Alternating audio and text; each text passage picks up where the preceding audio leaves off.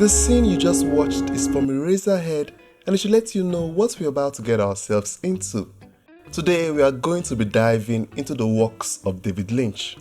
David Lynch is regarded as one of the greatest and most influential directors in cinema history. I saw Twin Peaks Firework with me when I was like 15 and I didn't understand the movie at all. I don't even think I completed the movie. Since that time, I haven't seen a David Lynch movie. So in this video, I am going to watch his top 10 films. I'll try to make this video as spoiler free as I can and focus on how the movies made me feel. Even when I talk about the plot, it will be more of a general overview, so if you wanted to check the movies after, you still can. Also, instead of using a tier list, I'll be using an emoji system. I don't think I am qualified enough to rank David Lynch's body of work using an S to F tier system. The emoji system works better because it will be based on how I feel after each movie. The first movie I watched was Mulholland Drive. I went into this movie blind, not knowing what I was getting myself into. And let me tell you, I was amazed. From the intro seconds of the movie, I couldn't understand what I was watching. It felt like I was watching someone's dream. The way the film was cut in those first few minutes, to the way the camera lens blurs, nothing felt straightforward. The film is also shot so beautifully. There is a shot I love so much. It's the scene where Diane is running down a street after she survives an accident. How the trees line up in the dark made her look so small. The trees are so gigantic. It felt like something you would see in a horror movie. I was just waiting for a bad guy to just come out from the shadows and start chasing her. Even the shots of Los Angeles below the hill immediately after the accident are so cool. I loved it. The colors in the film are also so vivid when compared to modern movies.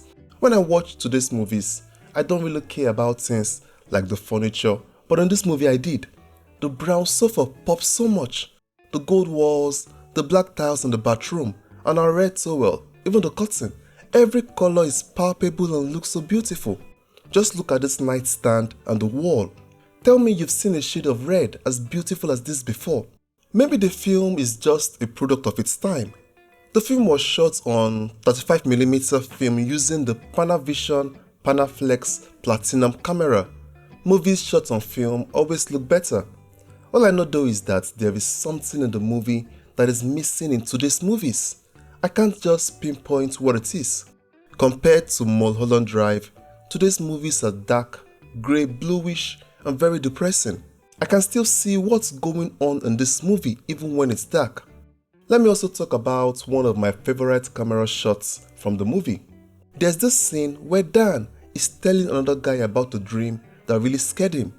But let's forget about the dream and look at the way the scene is shot. The camera feels like an antagonist, the way it pushes into Dan's face. It creates this sense of unease, like he is small, just the same way I said trees and darkness made Diane look small. I don't know if it's just me overanalyzing, but I feel like the way the camera functions in this movie makes characters look small. And the actor really did a good job. I could feel that he was scared. When he said, "I can see his face," I felt it. If you want a movie where the feeling of dread is palpable, then you will love this movie. The camera also has an uneasy quality about it, as if the cameraman is scared too. The movie has a jump scare that almost made me shit my pants. I am a big fan of horror movies, and it's very rare for a jump scare to get me, but this scene got me. I wasn't expecting to see that face. I totally understand Dan fainting. Just look at this face. I tell you, that's a face that only a mother can love. If you want to know how crazy this movie can be, not even just crazy but weird too, just take a look at this scene in the film studio office where one of the head honchos spit his coffee onto a tablecloth after drinking it. It weirded me out so much. The reaction of the other guys in the room is the same as mine. Is this how they show off who has the bigger balls or who is in charge in the film industry? That is considered one of the finest espressos in the world. What is going on here? Hollywood is such a weird industry, man. I'm not gonna lie and say that on the first watch, I fully understood what the movie was about. It was fun, I enjoyed it, but I had to rewatch it a second time along with other resources like online articles and forums. When I first started the movie, of course I thought this must be a dream sequence with the way the camera was moving and everything. But let me stop here. I won't say anything more about Mulholland Drive to avoid spoilers. If you want to check it out, just know that this movie is not the kind of movie you can watch without fully concentrating. So where does it land on my emoji system? I enjoyed the movie, it was a little bit confusing, and I wouldn't recommend it if you're just looking for a chill time. On my ranking system, it will be the third emoji. I had fun. The next movie I checked out was Blue Velvet. The only thing I knew about the movie before going in is that it's a mystery crime film. The movie has some crazy shots that got me hooked. For example, the shot of the camera moving through the grass into the soil with the ink sets is amazing. It's a continuous shot that went on for a couple of seconds. After the shot, I definitely sat up and started watching closely. Just before the scene too was the opening sequence. The movie opens with a shot of a beautiful picket fence, flower beds, kids going to school. We can see that this is small town America. The camera moving from the green lawn to the ink sets in the soil is a metaphor that summarizes the entire movie. That there are dark things hidden in the town that you wouldn't know by just looking at the surface. Sandra Williams' reveal shots might also be the best character reveal I have seen in a while. I don't know why it made me remember Thanos coming through a portal. Maybe it's the darkness around her. From the darkness, she enters into the light, like an actress on stage that enters into the spotlight. A lot of scenes I want to talk about in this movie, but I would just be spoiling the whole thing. But this scene encapsulates how crazy this film is. Oh, mommy, mommy, mommy. What in the Oedipus complex is going on here? The scene even gets crazier. I can't show it because this video will be deleted by YouTube. Whatever David Lynch had while writing this script, and this scene especially, I want it. The sexual scenes in this movie are quite powerful, but somehow they feel misplaced in this movie because of how campy it can feel at times.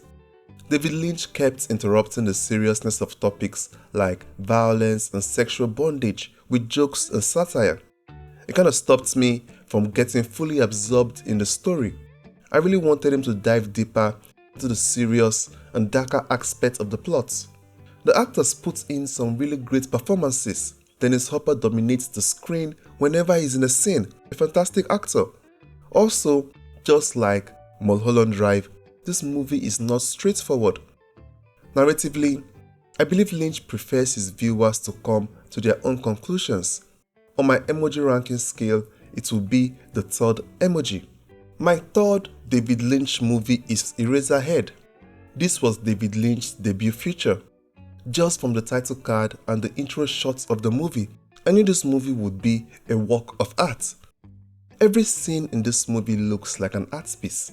I don't know if it's because it's black and white, but every scene looks like a painting. It's one of the most beautiful movies I have ever watched. Even though it's surrealist, but I like surrealism in movies. Some of the shots in this movie are amazing at showing scale. Just look at how gigantic this door is. Even the windows in the building are massive. I don't know if I've mentioned before that I have the opposite of megalophobia, the fear of big or large things. In my case, I love it. I have megalophilia, giant structures, objects fascinate me. It creates a sense of awe and wonder in me. For the first 10 minutes of the movie, I was taken in so much by the art of the film that I didn't even realize that I had just been watching a man walk around what looks like a desolate city. There hadn't been any dialogue, just industrial soundscapes and hums accompanied by surreal visuals. It was at 11 minutes and 7 seconds that we hear the first spoken word. Are you Henry? If this movie was a silent movie, I would watch it happily. The movie is also very weird. The weirdest of the three I have seen so far. I don't think there is a David Lynch movie that wouldn't have crazy scenes or weird visuals. That's his bag and I love it. If you enjoy body horror, you will love this film too. It's a mixed bag of surrealism and body horror. She's feeding her premature baby in this scene here. That slimy clay looking abomination swaddled in a cloth is a baby. Isn't this the cutest little bundle of joy you've ever seen? This movie is my favorite movie of David Lynch so far, even though there's sparse dialogue. They hardly said anything in this movie, but I enjoyed it. Remember I said in the beginning of the video that I'm ranking it based on how it made me feel. On the strength of the visuals alone, I will rank this movie very, very high. I will recommend this movie to anyone who loves the art of cinema, even though sometimes it can be more confusing than Mulholland Drive and Blue Velvet. But after watching this movie, my theory is that this is a film about a man's fear of being a father. There are themes of unwanted responsibility. Harry finds out that he is a dad and he becomes a reluctant one. Even his wife is overwhelmed with raising the child. The child's deformity makes things difficult. In real life too, Lynch was also going through a similar situation when he wrote the script. He had intense anxieties about fatherhood.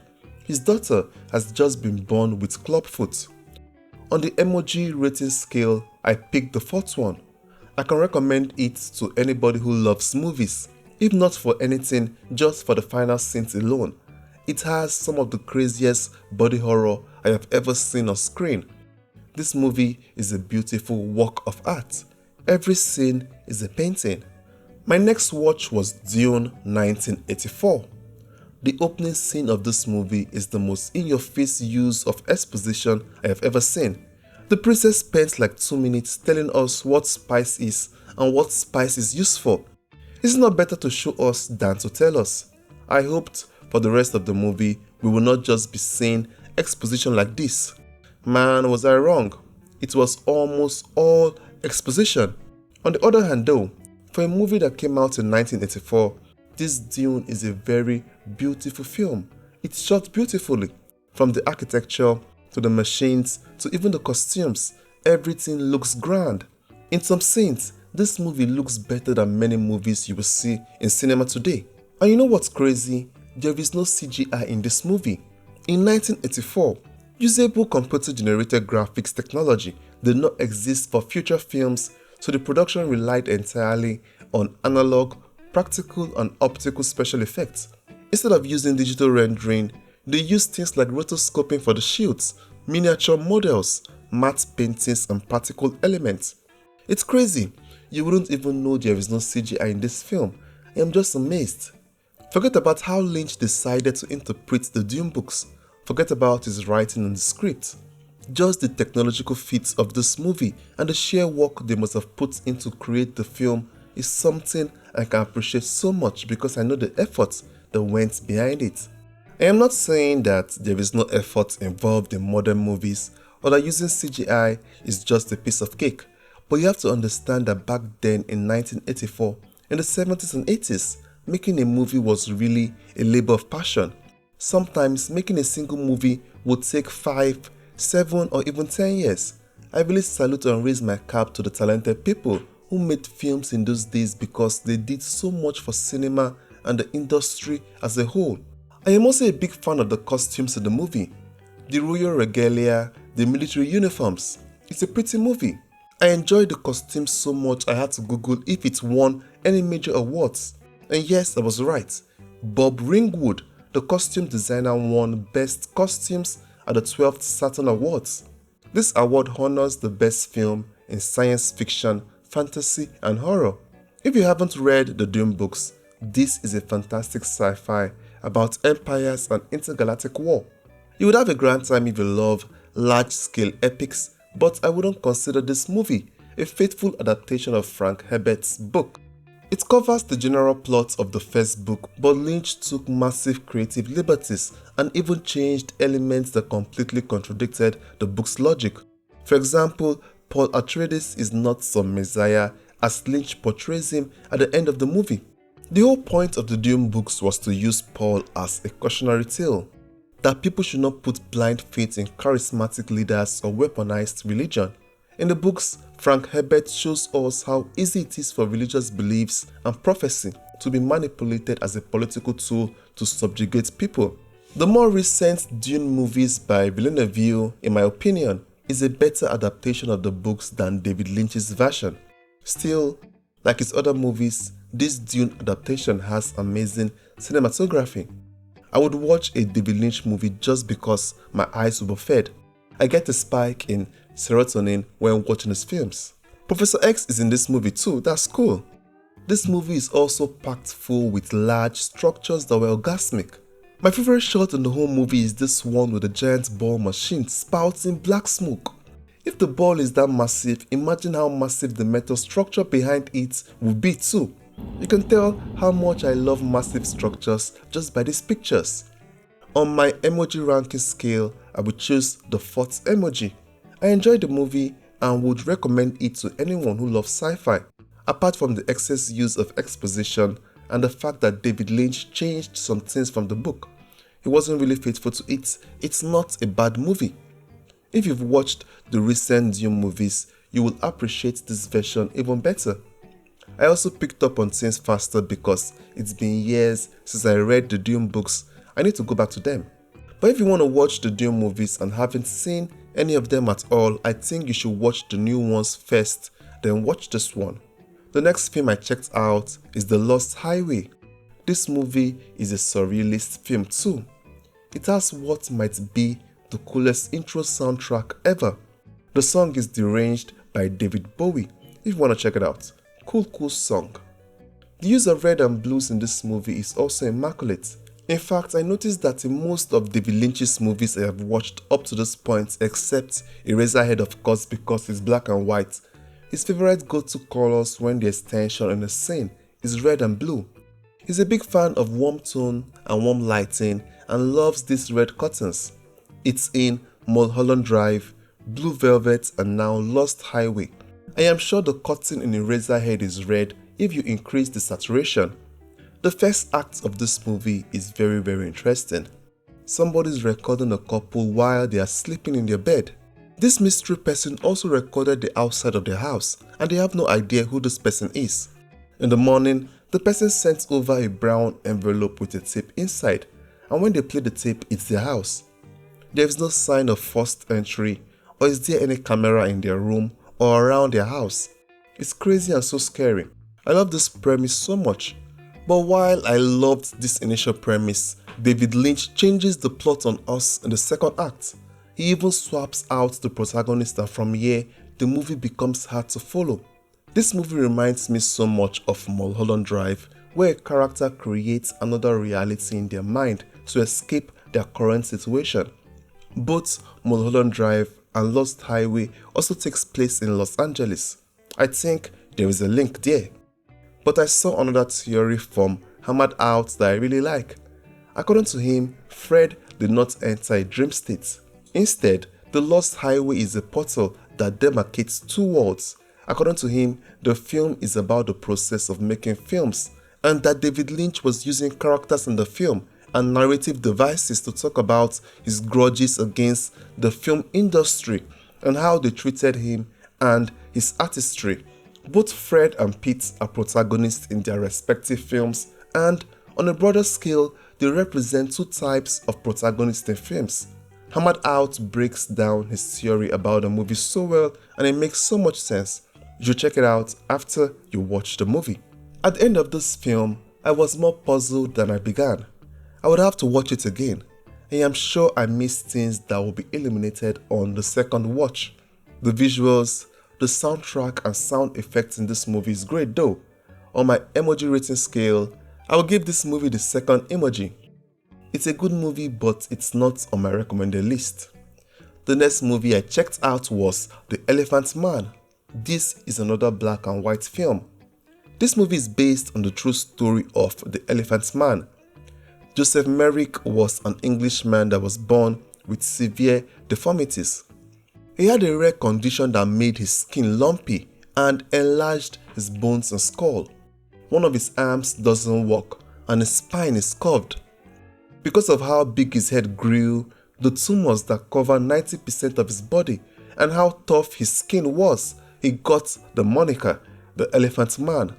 He had a tough life after his mom died and finally ended up in a human curiosity freak show in order to survive. And just like in every David Lynch movie, you expect to see amazing visuals, and this movie does not disappoint.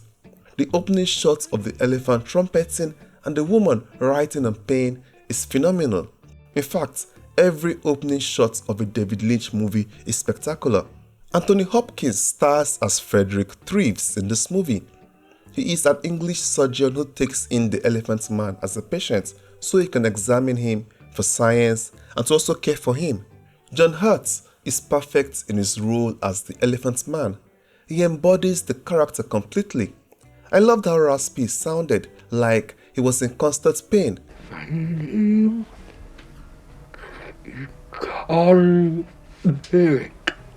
Well, he's in constant pain with all the tumor growth in his body. That's why he needs a cane to walk. This movie got me very emotional a couple of times. The scene where John Merrick was talking to the doctors and tears were streaming down his left eye was so touching. For the first time in his life, he's being spoken to like a human. Other people cared if he was okay.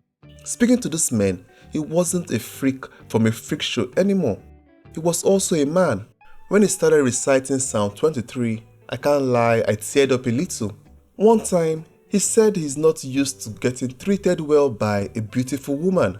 Not used to be treated so well by a beautiful woman. Have a tissue close when you watch this movie. This is a sad, beautiful movie.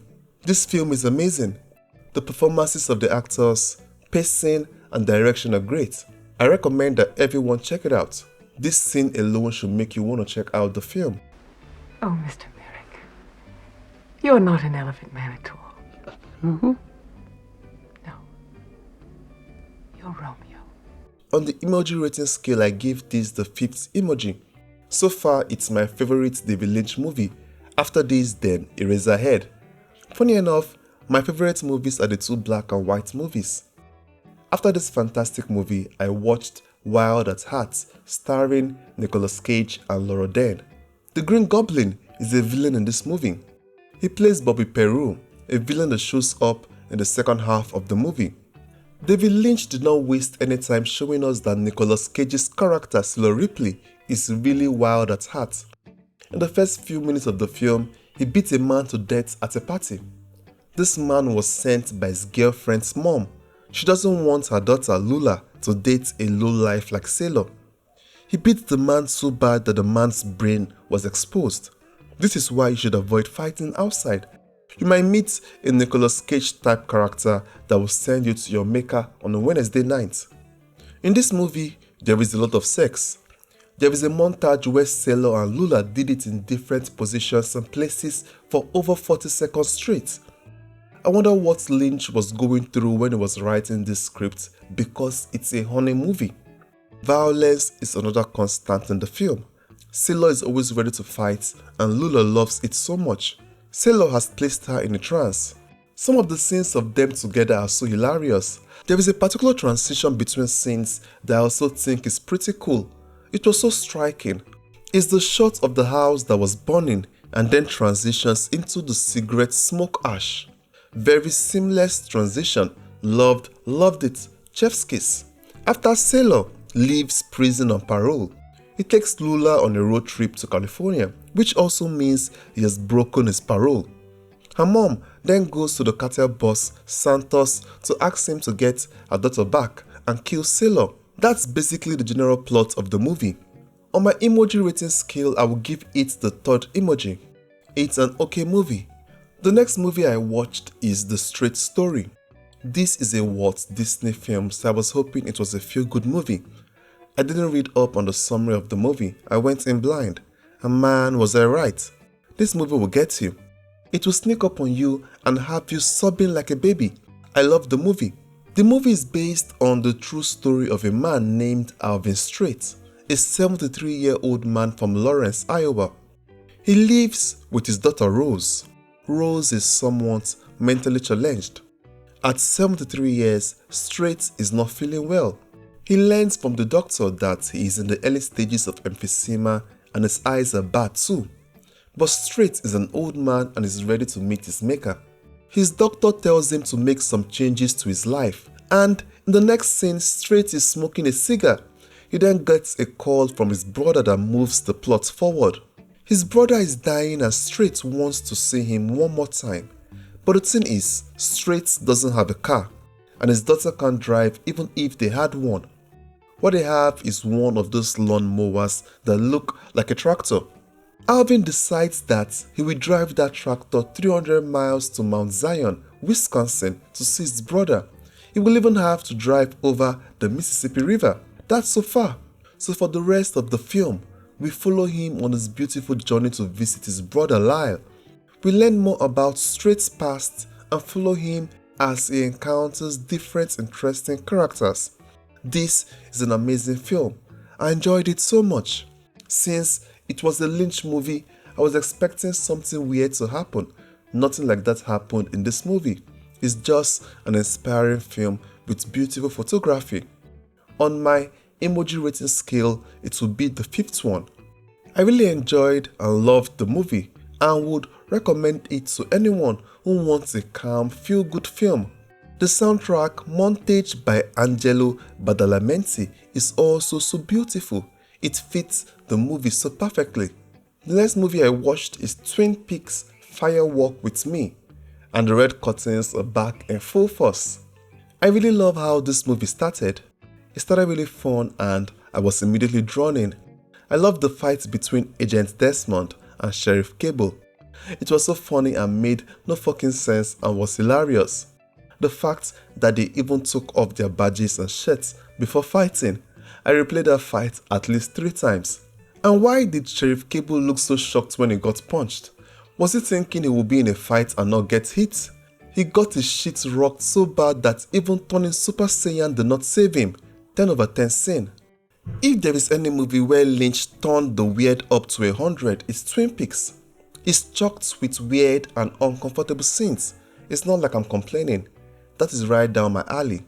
This is a movie where Lynch was making a movie for himself first.